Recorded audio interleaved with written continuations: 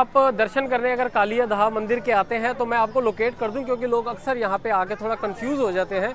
ये हरनी कुंज चौराहा पड़ता है जहाँ पे ये कालिया दहा मंदिर आपको देखने के लिए मिलेगा। तो आप एक बार देख लें।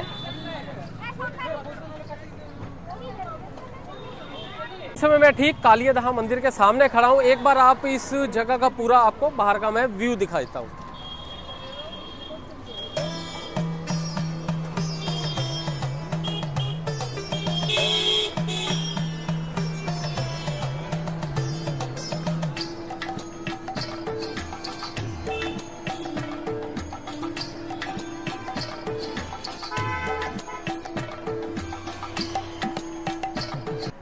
और यहाँ पे आप अपनी गाड़ी से आ सकते हैं दोस्तों, क्योंकि यहाँ पे पार्किंग की अच्छी सुविधा है। ठीक कालिया दहा मंदिर के साथ ही एक पार्किंग बनी है जहाँ पे आप गाड़ी पार्क कर सकते हैं।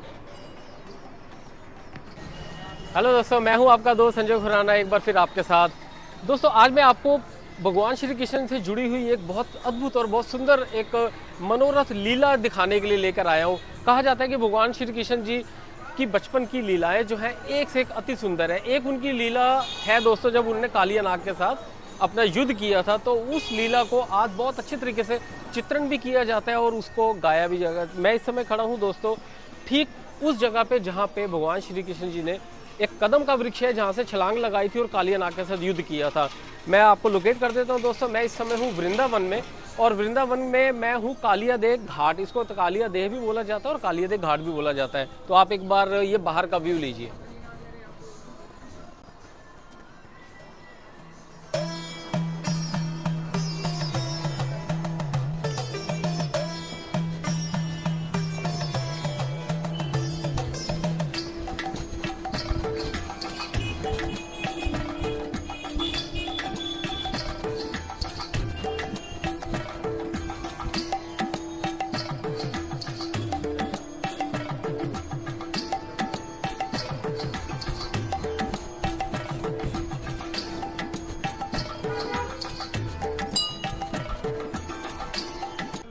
और यहीं पर ये सामने काली दहा प्राचीन मंदिर भी बना हुआ है।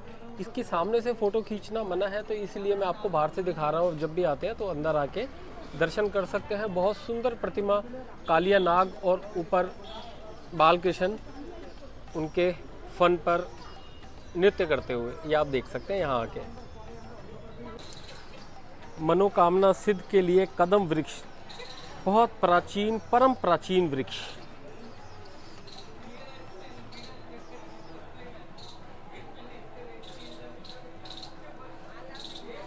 इसी वृक्ष के साथ ये जो आप ये नन्हे नन्हे से चरण देख रहे हैं, ये हैं भगवान श्री कृष्ण जी के चरण। आप ये दर्शन कीजिए उस चरण के जो कदम वृक्ष पे बने हुए हैं। और यही वो कदम का वृक्ष है जो आप देख रहे हैं। इसका पहले आप तना देखिए, कितना बड़ा ह्यूज तना है इसका। और ये बहुत प्राचीन वृक्ष है दोस्तों कदम का। इसी कदम के वृक्ष के ऊपर, इसी डाल के ऊपर बैठ के भगवान कृष्ण जी ने छलांग लगाई थी यमुना नदी में। और जब उनका कालिया नाग के साथ 48 घंटे तक युद्ध चला, तो यही वो तना है जहाँ पे भगवान कृष्ण जी बैठे और इन्होंने यमुना में छलांग लगाई। क्योंकि दोस्तों अभी आप जो देख रहे हैं यहाँ पे रोड बन चुकी है, बट किसी टाइम पे यमुना जो है यहाँ तक बहती थी। ये पूरा एरिया जो है यमुना से कवर था। अब यमुना काफ़ी किलोमीटर आगे जा चुकी है। तो आप एक बार दर्शन कीजिए उस प्राचीन वृक्ष के, जिस वृक्ष पर बैठकर भगवान कृष्ण जी बंसी भी बजाया करते थे। और इसी वृक्ष की डाल पर बैठ के उन्होंने छलांग लगाई थी नदी में और कालिया नाग के साथ युद्ध किया था। और दोस्तों भगवान श्री कृष्ण जी से जुड़ी हुई इस सुंदर जगह से उनकी एक लीला बहुत जो प्रचलित है, जो बहुत लोगों को पता है, उनका कालिया नाग के साथ युद्ध होना। तो दोस्तों यही वो स्थान है जहाँ पे भगवान श्री कृष्ण जी ने कालिया नाग के साथ युद्ध किया था और उनको जो है यहाँ से निकल जाने का आदेश दिया था। कहा जाता है दोस्तों, लोगों का मानना है कि यहाँ पे हज़ारों साल पहले जब यहाँ पे पूरी यमुना बहा करती थी, उस टाइम पे यहाँ पे कालिया नाग जो है, कहते हैं कालिया नाग रमन द्वीप नाम के एक द्वीप पे रहा करता था। बट उसको यहाँ पे वृंदावन में एक ऋषि ने शाप दे दिया, गरुड़ को शाप दिया कि वो गरुड़ जो है इस स्थान पे नहीं आएगा। तो वो गरुड़ से बचने के लिए कालिया नाग जो है इस यमुना रिवर में आके, यमुना नदी में आके रहने लग गया। तो उसके रहने के कारण दोस्तों क्या हुआ कि ये पूरा ब्रज का एरिया जहाँ से यमुना निकलती है सारा का सारा उसके जो विष था उससे वो पूरा का पूरा पानी जो है विष वाला हो गया। गोकुल और मथुरा के लोग जब वो पीते थे तो उनको बीमार होते थे और मरने लग गए। तो भगवान श्री कृष्ण जी को जब ये बात का मालूम हुआ तो उस टाइम पे वो यहाँ पे आए और उन्होंने एक यहाँ पे एक अपने सखाओं के साथ एक खेल रचा। बॉल खेलने के लिए आए और उन्होंने अपनी बॉल को यमुना में फेंक दिया। उसके बाद जो है यमुना में जब बॉल फेंकिया तो उसके बाद जो है वो यमुना में उन्होंने जंप किया और कालिया नाग को सावधान किया कि भी अपना निवास स्थान करो। बट कालिया नाग उस टाइम पे नहीं माना क्योंकि वो बहुत अहंकार से भरा हुआ है। दोस्तों कहा जाता है कि ये स्थान इसलिए भी प्रचलित है क्योंकि यहाँ पे अहंकार कालिया नाग का उन्होंने तोड़ा था। और कहा जाता है कि जब भी यहाँ पे कोई मनुष्य आता है, कोई भी यहाँ पे आता है और यहाँ दर्शन सच्चे भाव से करता है तो उसके अंदर जो अहंकार होता है वो सारा का सारा भगवान श्री कृष्ण जी हर लेते। तो दोस्तों उस टाइम पे कालिया नाग अहंकार में था, उसने नहीं माना। तो कहा जाता है कि 48 घंटे तक उनका जो है युद्ध चला और उसके बाद जो है जब कालिया नाग के फन पे उन्होंने अपना भार रखा और बहुत कहते हैं कि तीनों लोगों का भार जैसे उस कालिया नाग के सर पे आ गया क्योंकि कालिया नाग बहुत बड़ा एक नाग था। तो उस टाइम पे जब वो ऐसी कंडीशन में आ गया कि उसने अपने आप को सरेंडर कर दिया तो उस टाइम पे उसकी जो पत्नियां थी उन्होंने आके भगवान श्री कृष्ण से प्रार्थना करी कि प्रभु इनको छोड़ दिया जाए। तो भगवान श्री कृष्ण ने बोला कि मैं एक शर्त पे छोड़ूंगा कि यहाँ से तुम इस पूरे एरिया से ब्रज से चले जाओ और समुद्र में चले जाओ। तो फिर कालिया नाग ने बोला कि प्रभु अगर मैं यहाँ से चले जाऊँगा गरुड़ मेरे को उस टाइम पे खा जाएगा।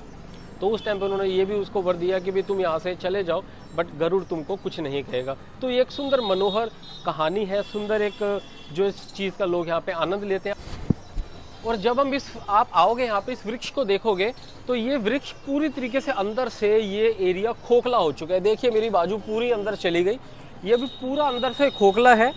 और यहाँ से भी अगर हम देखते हैं तो यहाँ से पूरा अंदर से ये जड़ जो है खोखले हो चुके हैं। तो ये बहुत प्राचीन वृक्ष है, कहा जाता है कि लगभग ये कृष्णकालीन टाइम का ही वृक्ष है दोस्तों। तो आप ये दर्शन कीजिए उस कदम के वृक्ष के जिसको साक्षात भगवान श्री कृष्ण जी ने अपनी लीलाओं में एक स्थान दिया। देखिए, और अब मैं आपको उस स्थान के दर्शन करवाता हूँ जहाँ पर लोग अपनी मनोकामनाएं मांगते हैं। इस वृक्ष में आके अपना मन्नत का धागा बांधते हैं। मैं आपको दिखाता हूँ।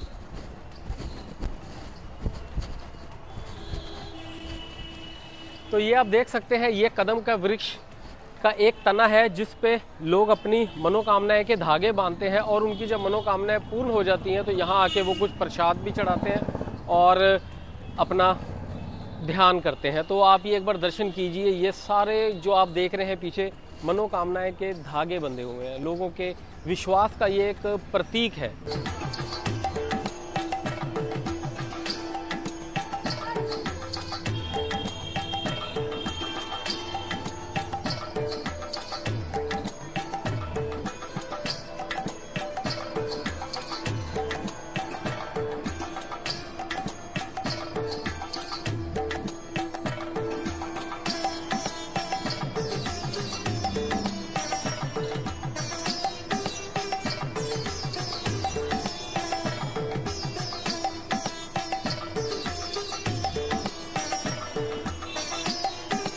और दोस्तों ये वृक्ष बहुत प्राचीन पुराना, इस बात का ये सिद्ध भी करता है। देखिए ये आपको मैं दिखा रहा हूँ, ये जो आपको छोटा सा दिख रहा है ये नीचे इस कदम वृक्ष के जड़ का छोटा सा टुकड़ा है। तो ये पूरी नीचे जितना भी ये यहाँ पे आपको दिख रहा है एरिया, इस नीचे इस पूरी एरिया में जो है इस कदम के वृक्ष की जड़ें धरती के नीचे काफ़ी अंदर तक फैली हुई है।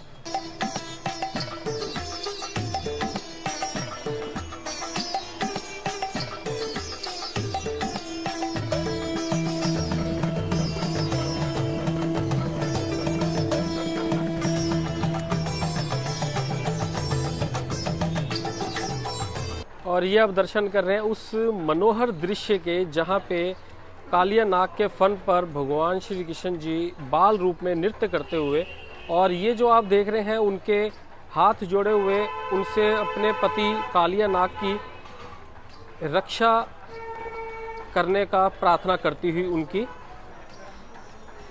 धर्मपत्नी। तो आप देख सकते हैं ये सुंदर दृश्य।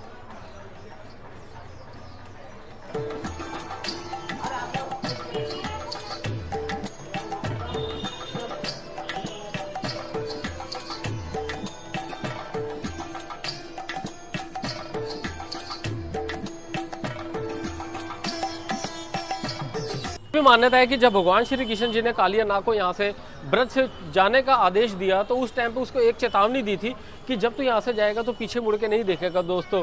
और यही कालिया नाग से भूल हो गई, वो जब वहाँ से जाग इस जगह को छोड़ के जाने लगा तो उसने पीछे मुड़ के देख लिया, और जैसे उसने पीछे मुड़ के देखा तो वहीं पर ही पत्थर की शिला में तब्दील हो गया। तो ये थी भगवान श्री कृष्ण जी के बचपन से जुड़ी हुई लीलाओं में से एक लीला जो कालिया नाग के दहा की। और यहाँ पे दोस्तों कालिया नाग दहा जो मंदिर बना हुआ है और वहाँ पे बहुत अच्छे तरीके से चित्रण किया गया है और वो सारी चीज़ें दिखाई गई हैं। और कदम का वृक्ष जो आपको मैंने दिखाया दोस्तों, बहुत ही लोगों की मान्यता है इसके प्रति। आप जब भी वृंदावन आते हैं तो ब्रज दर्शन में ये आप दर्शन करना ज़रूर चाहेंगे। आप मुझे कमेंट सेक्शन में कमेंट करके बताना दोस्तों आपको मेरे साथ यहाँ घूम के कैसा लगा। मैं जल्दी ही मिलता हूँ आपको एक नई डेस्टिनेशन में।